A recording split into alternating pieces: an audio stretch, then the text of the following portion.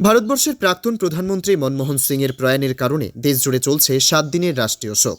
এবার মুখ্যমন্ত্রী মমতা বন্দ্যোপাধ্যায়ের নির্দেশে স্থগিত করে দেওয়া হল নদিয়া জেলা নান্দনিক ভাষা উৎসব মেলা। সদ্য প্রয়াত হয়েছেন ভারতবর্ষের প্রাক্তন প্রধানমন্ত্রী মনমোহন সিং। সে কারণেই রাজ্য রাজনীতিতে চলছে শোকের আবহ। দেশজুড়ে চলছে রাষ্ট্রীয় শোক। তবে রাজ্যের মুখ্যমন্ত্রী মমতা বন্দ্যোপাধ্যায় নিজেও শোক বার্তা দিয়েছেন।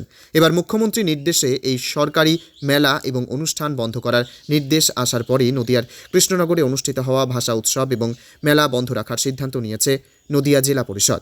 পরবর্তীতে অনুষ্ঠানের যাবতীয় দিনক্ষণ জানিয়ে দেওয়া হবে জেলা পরিষদের পক্ষ থেকে। এই প্রসঙ্গে জেলা পরিষদের সভাধিপতি তারান্নুম সুলতানা মীর জানিয়েছেন, দেশের প্রাক্তন প্রধানমন্ত্রী মনমোহন সিং সকল দেশবাসীর কাছে ছিল এক উজ্জ্বল সম্পদ।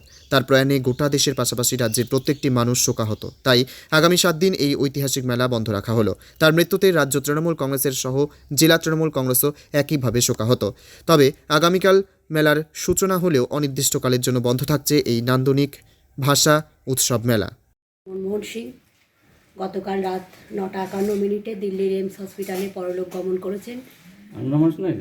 তাঁর আত্মার প্রতি আমি শান্তি কামনা করি এবং তার পরিবার পরিজনদের প্রতি সমবেদনা জানিয়ে আজকে যে উদ্দেশ্যে আপনাদের সাথে আমাদের বসা, আমরা নান্দনিক নদিয়া ভাষা উৎসব কমিটি এবং জেলা প্রশাসনের উদ্যোগে যে প্রোগ্রাম শুরু করেছিলাম, 2 দিন চলার পরে আজকে আমাদের ভাষা উৎসবের 3য় দিন ছিল।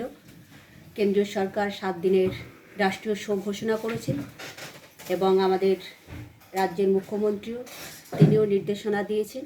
আমরা সেই অর্ডারটাকে ক্যারি আউট করে আমরা 7 দিন রাষ্ট্রীয় শোক পালন করব সকলে। সেই জন্যে আমাদের আগামীকাল যে নান্দনিক নদিয়ার মেন প্রোগ্রাম ছিল এবং সব প্রোগ্রামগুলো 7 দিনের জন্য আমরা স্থগিত রাখছি।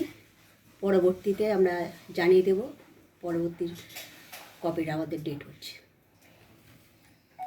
মানে এবার আজকে আমরা যেটা করেছি, যারা ইভেন্ট ম্যানেজমেন্টের যারা করছে তাদের সঙ্গে যোগাযোগ করেছি, যেহেতু এতজন আর্টিস্ট তাদের তো ওই 3টে দিনের মধ্যে তাদের পুরো সবার শিডিউলটা পেতে হবে। মানে আমরা 3 দিনে যেহেতু সাজাচ্ছিলাম, এবার ব্রততী আছেন, লগ্নজিতা আছেন, মমতা শঙ্কর আছেন, চন্দ্রবিন্দু ব্যান্ড, অনুপম, এদের সবার যে শিডিউলটা 3 দিনের মধ্যে পেতে হবে, সেই 3 দিনের শিডিউলটা কখন পাওয়া যাবে সেটার জন্য আমরা যোগাযোগ করছি।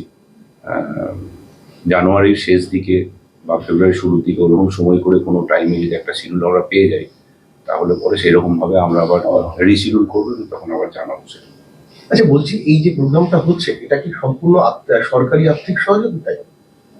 না, সম্পূর্ণ সরকারি আর্থিক সহযোগিতায় নয়। তার সঙ্গে যারা স্পন্সর করছেন সেই স্পন্সরাররাও আছেন, কিছু স্পন্সর আছে, কিছু সরকারি আর্থিক সহযোগিতায় আছে, জেলা পরিষদের কিছু সাহায্য আছে, ডিআরডিসি সাহায্য আছে, ব্যাংকের অনেকটা সাহায্য আছে। সব রকম সাহায্য নিয়ে